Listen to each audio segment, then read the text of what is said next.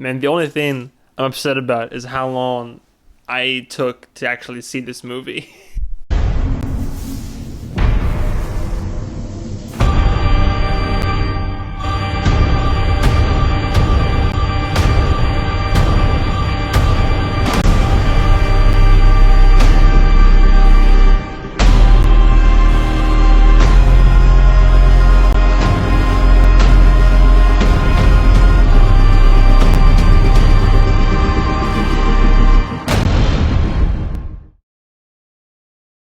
So we have Akira. Now I know what you're thinking, like, whoa, this is kind of out of right field. All these movies now, all of a sudden, you're posing this anime at us, and yeah, it's actually yeah, that's right. If I sound a little bit weird audio-wise, there's more reverberation echo in here because, as you can see, feels weird, man. I'm packing it up. I'm moving to a new location. That means there'll be a new location for filming and for all my content. And that's exciting, and also it's gonna get weird. But yeah, so if anything feels different about the video, that's what it is. And I don't have time right now to do like any big setups. So if you're wondering why we're doing this movie out of all movies right now, super random, like some anime out of nowhere, it's because Regal Cinemas actually had a 4K return to theater and screens event, and the franchise found this one, and we decided to go ahead and see it because neither of us had seen it. I'd known about Akira for years and years, since it came out well before my birth, and I've been meaning to watch it, but just another one of those movies where it's like, oh, I'll watch it, I'm sure I'll like it, but never did. Anyway, Regal had it back in theaters in stunning 4K. In preparation for what I believe is going to be a holiday relaunch of the movie on 4K, since right now it's only up to Blu-ray. And I gotta tell you, for my first time seeing Akira, fan-fucking-tastic. Like, holy shit, this movie was great. I knew it was probably gonna be good, but I didn't know it was gonna be that good. Starting from the top, I'm not gonna get too technical about any names or anything, aside from director, only because I don't want to botch any pronunciations. I'll show the cast probably up here and give them some little bit due credit because everybody killed it. But Akira came out in 1988, the late 80s, no less. Directed by Katsuhiro Otomo? Kasahiro Otomo? I don't know. Now, I looked up his filmography because I know that he has a body of work, because online IGN will be like, here's our top, all of our, the director of Akira, all of his work, rated from our favorite to least favorite. But I know that he's done Steam Boy. He's actually directed and worked on a few episodes of JoJo's, what's the show again? JoJo's Big Adventure? Wild Adventure? I forget the name. But JoJo's Bizarre Adventure, that's it.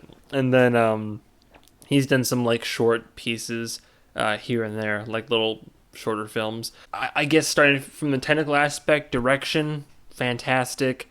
Audio design, bonkers bananas, but great artistic and also thematic choices, whether it's the soundtrack, though, from like the high, like what sounds like organs and synths that I think Interstellar probably took some inspiration from, to like more like close scenes and like fights, and where it's like like breathing and stuff in the sound, like what the fuck's going on, and like just create, and then the sound design from like what happens on screen, and these artful choices where like all the audio goes quiet to magnify the intensity or the dramatic nature of a scene. The characters, every character in this movie kills it. I've only seen it once, and it's the subbed and not dubbed. For those of you who don't know what that means, subbed means it's a foreign film to whoever's watching it that's only subtitled but has the original actors doing the sound. So for me, it was like, I want to say it was Japanese.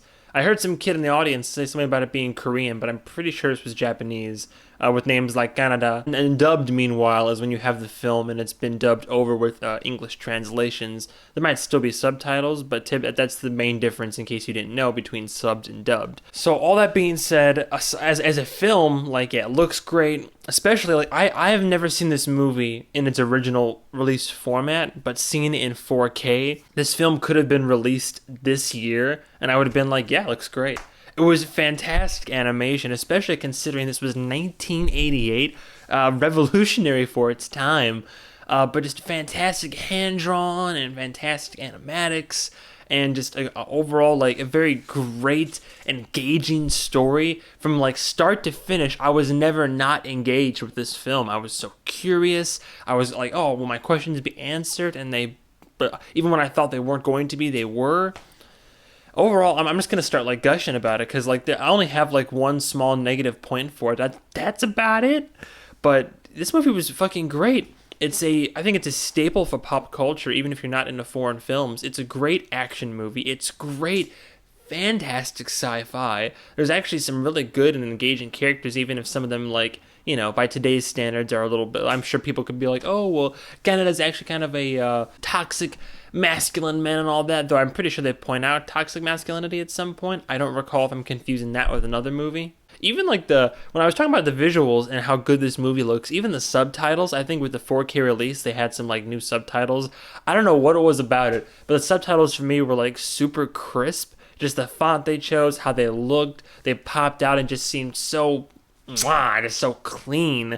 It's so weird. And I'm not going to get too much into spoilers or anything. I don't want to. I want you to go into this movie if you haven't seen it. Go into it like I did, which was aside from like one trailer showing a few quick glimpses of this movie and talking about like Neo Tokyo. Like, I went in pretty much blind and I had a great time. Which, by the way, the world building in this movie is another notable achievement because you have this whole city of Neo Tokyo where a bomb was dropped like decades ago and they've had to rebuild, and so now it's like 2019 and it's like really on the nose for today and what's going on in our society, because there's also political unrest and a lot of protests being fired on by the government.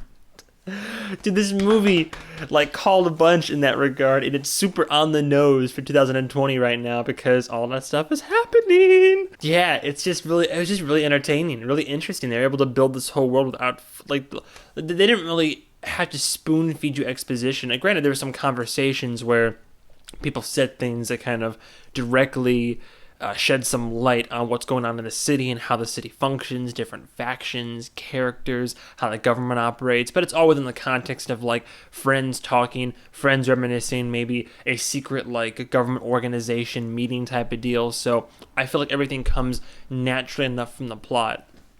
I will say, the only thing I didn't like about it, and I'm hoping I'm not forgetting any names now, I was worried that we weren't going to have like a whole lot of character development, and most of my fears were quelled in the midway through and mostly in the final act, but I still feel like the girl, Kai, I believe her name was, I feel like they kind of overshadowed her a little bit. I feel like her existence in the plot was only to kind of further the narrative and to kind of give the main protagonist direction and maybe some motive.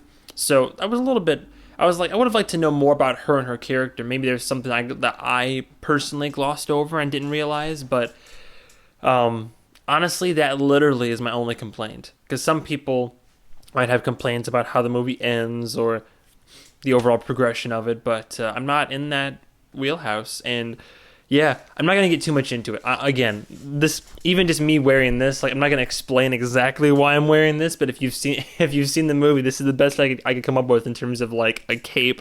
I don't have, like, red cloth, so if you've seen it, you know exactly what's going on here. I'm not going to get too much into spoilers or narrative points because I believe, again, if you haven't seen this movie, it's 100% worth seeing yourself.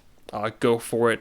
I got lucky and saw it in theaters for my first time in 4K, no less.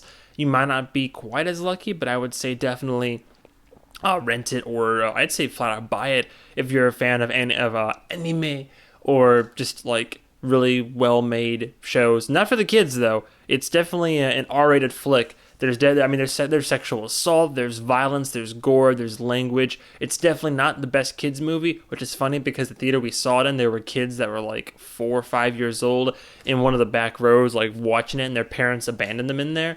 So that says a lot about today's culture as well. I'm not going to prattle on too much. I'm going to say, because I promised to give every movie I see in theaters a review, here we are. I would give Akira a very solid and proud 5 out of 5. I'm sorry, just 5 out of 5. Sorry, not sorry.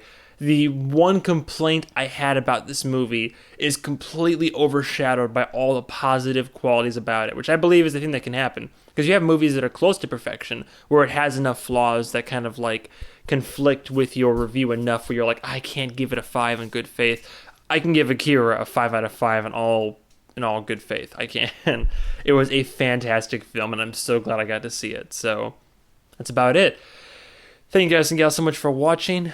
Again, I apologize for the lackluster set. Once I move, hopefully things will be up to a better running capacity for doing these, but I wanted to make sure I still did a review and this one didn't just fall into the wheels. So thank you guys and gals so much for watching, and stay tuned for the next movie review I do. Goodbye, travelers.